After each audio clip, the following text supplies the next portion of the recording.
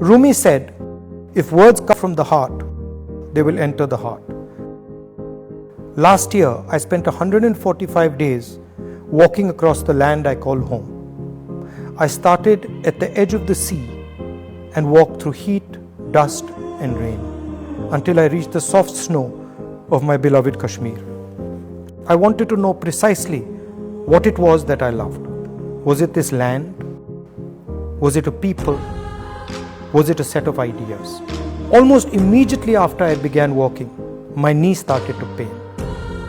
Like a hungry wolf, it would follow me everywhere I went, waiting for me to stop. And then I started to notice something.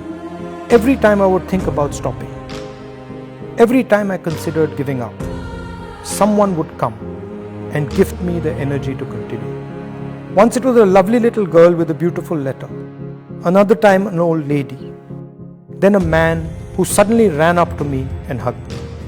It was as if a silent energy kept helping me.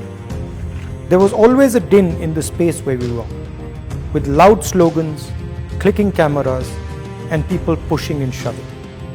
Then one day, I felt a silence I had never felt before.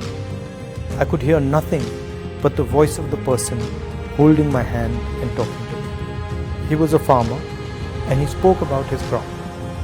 He was crying as he showed me the strands of rotten cotton. There was nothing I could say, so I stopped walking and hugged him. It happened with children, with mothers, with students. It happened with shopkeepers, carpenters, and laborers.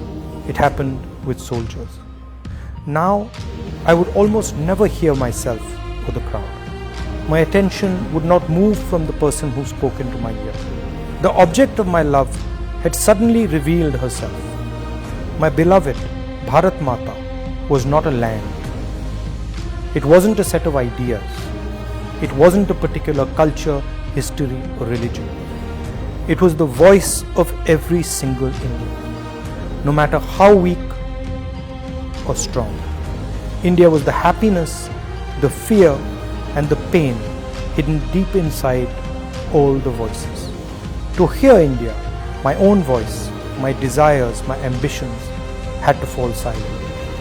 India would speak to one of her own, but only if one was humble and completely silent. How simple it had turned out to be. I had been looking in the river for that which could only be found in the sea.